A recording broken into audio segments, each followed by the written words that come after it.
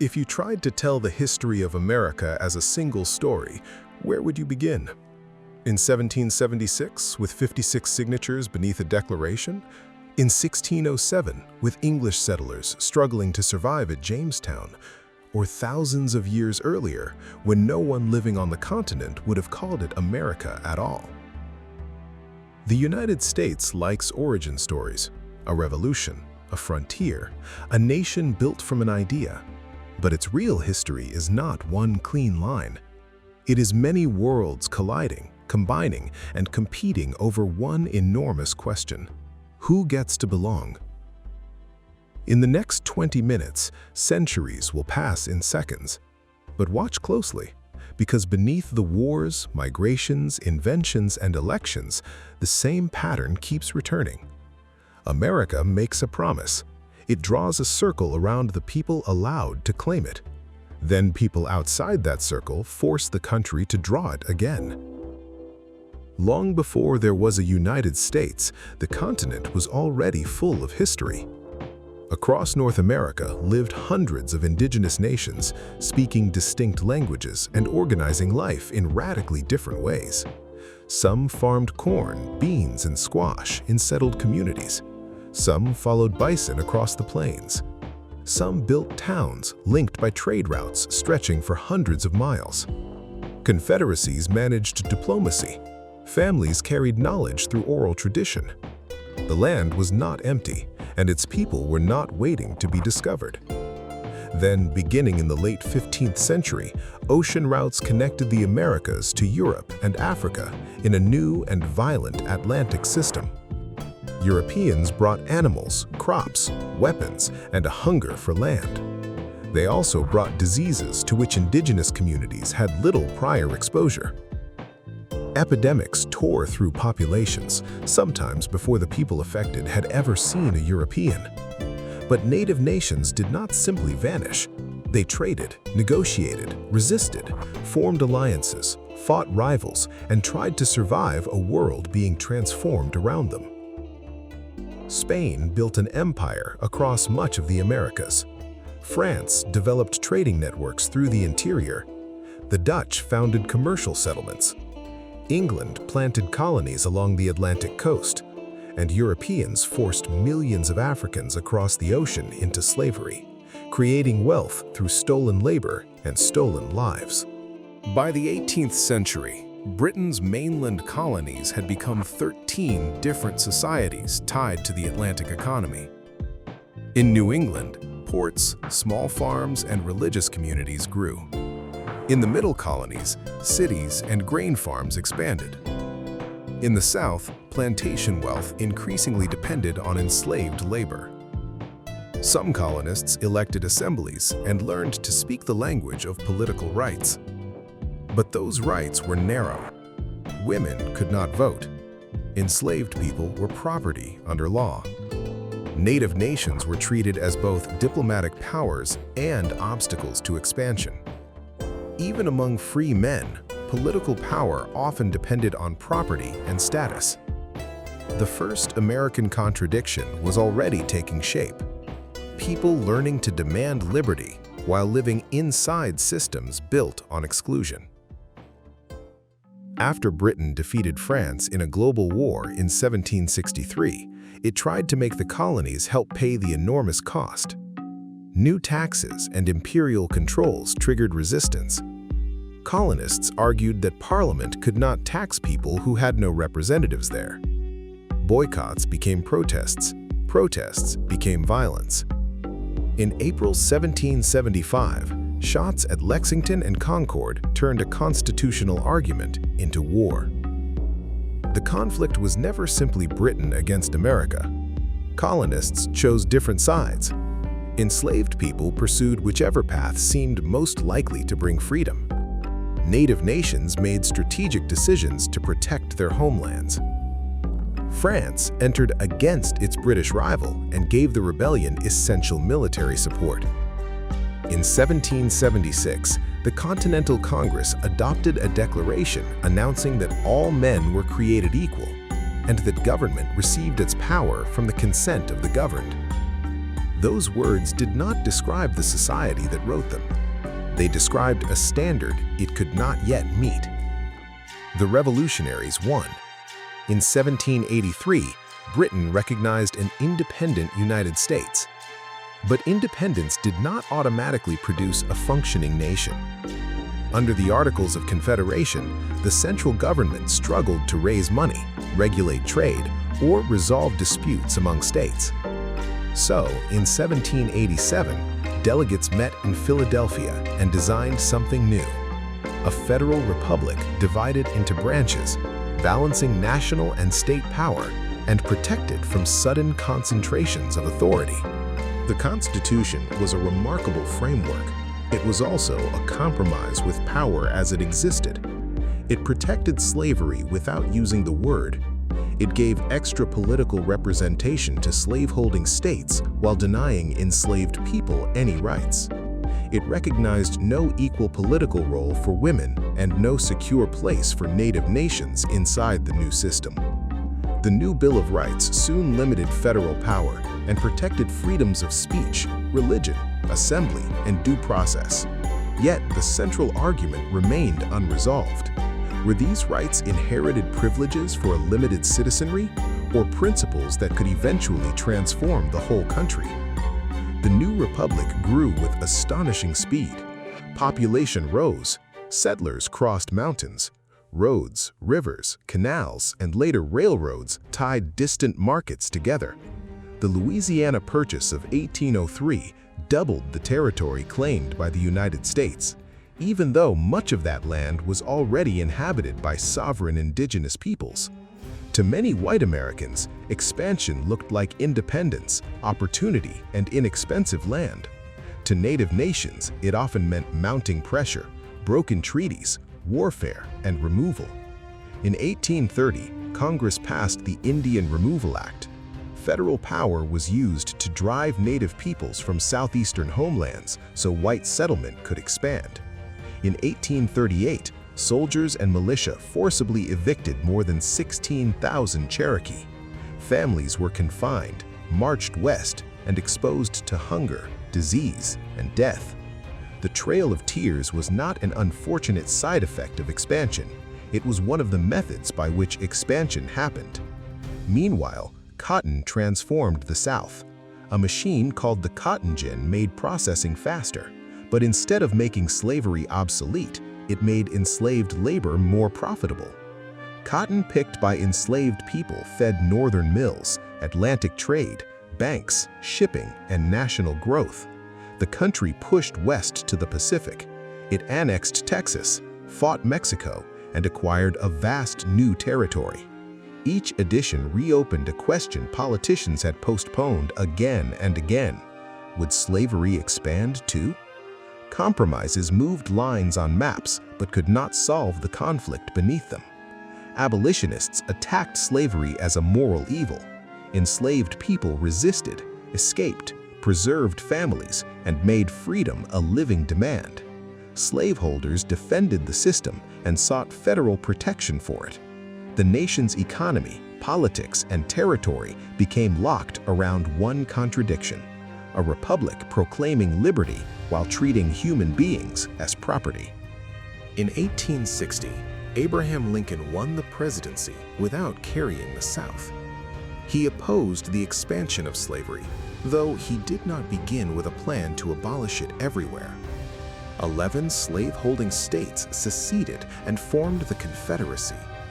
Their own declarations and governing documents made the protection of slavery unmistakable. War began in 1861. At first, the Union fought primarily to preserve the nation, but enslaved people changed the meaning of the conflict by fleeing to Union lines, withholding labor, sharing intelligence, and insisting that the war could not be separated from freedom. In 1863, Lincoln's Emancipation Proclamation declared enslaved people free in areas still in rebellion and authorized black military service. The proclamation did not end slavery everywhere. The 13th Amendment did that nationally in 1865, except as punishment for crime. 4 years of war killed hundreds of thousands, devastated much of the South, and preserved the Union. It also destroyed legal slavery. But ending slavery and creating freedom were not the same task. During Reconstruction, the country attempted its most radical democratic transformation. The 14th Amendment defined national citizenship and promised equal protection. The 15th prohibited denying the vote to men because of race. Black Americans reunited families, built schools and churches, acquired land where they could, voted, held office, and helped create new state governments.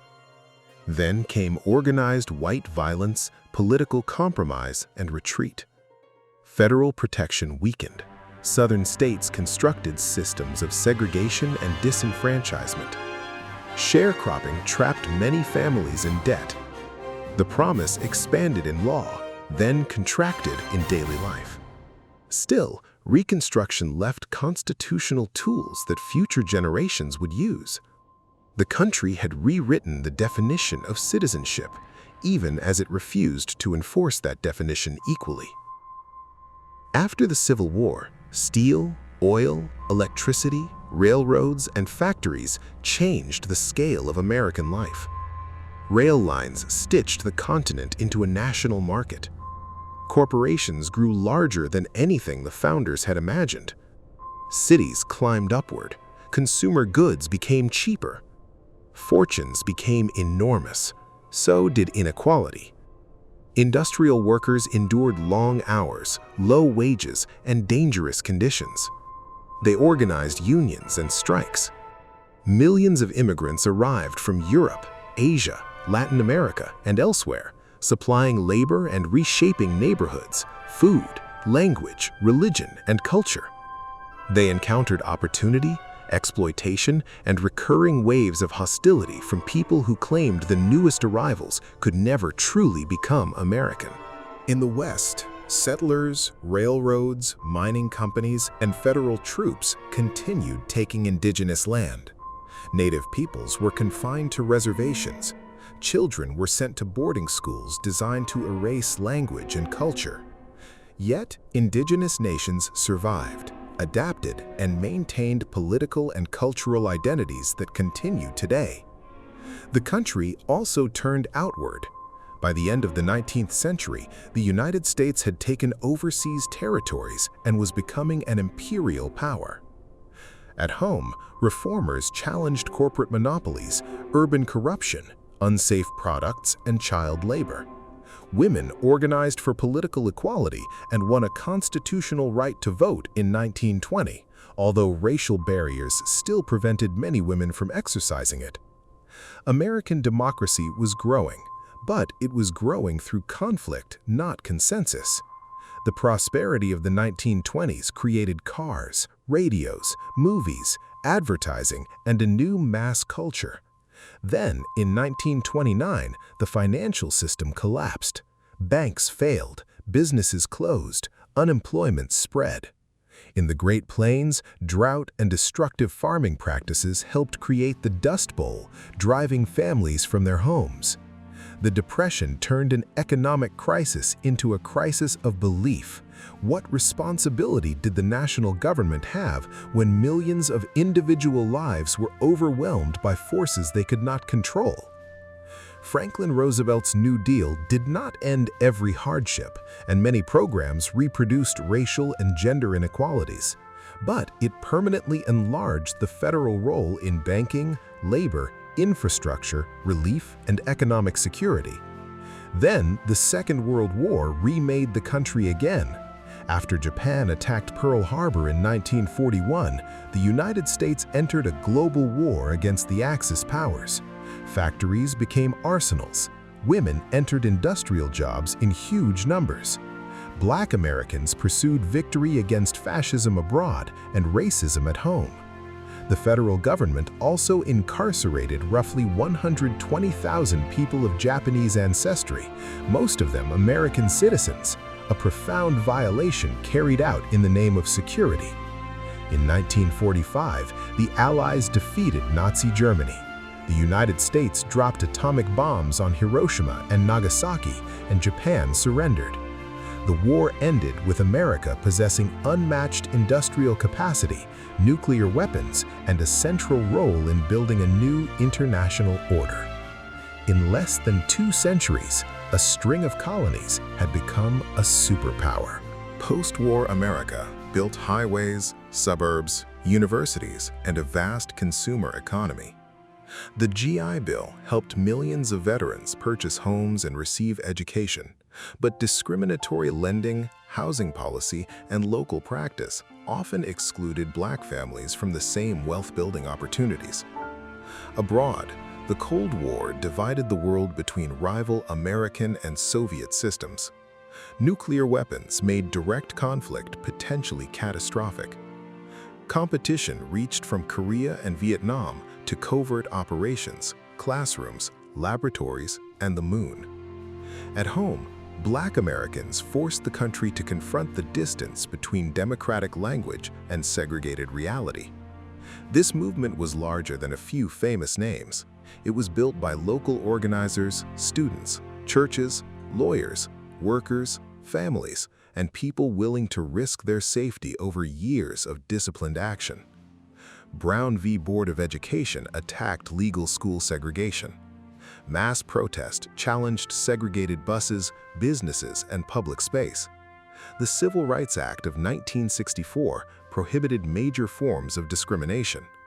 The Voting Rights Act of 1965 gave the federal government stronger tools against racial voter suppression. Once again, people standing outside the circle used the country's stated ideals to redraw it. Other movements pressed their own claims. Women demanded equality in law, work, and private life. Indigenous activists asserted sovereignty and treaty rights. Farm workers and labor organizers fought exploitation. Disabled people demanded access. Gay Americans challenged criminalization and exclusion. Environmentalists asked whether prosperity could survive the destruction of the systems supporting it. Not every demand succeeded. Every advance produced disagreement and backlash. But the definition of full American citizenship was becoming broader than the founders' generation had imagined. From the late 20th century onward, immigration, globalization, deindustrialization, and digital technology transformed American life. Factories that had anchored cities closed or moved. New industries grew around computers, finance, biotechnology, entertainment, and information.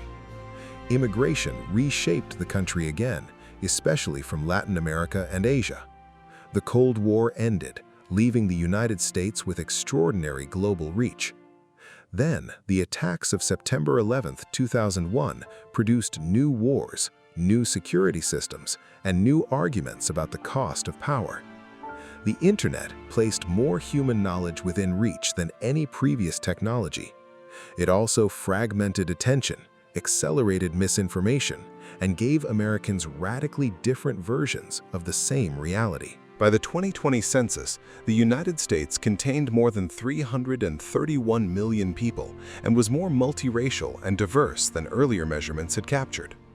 Its residents could trace their stories to indigenous nations, enslaved ancestors, settlers, refugees, voluntary immigrants, forced migrations, and combinations that refuse every simple category.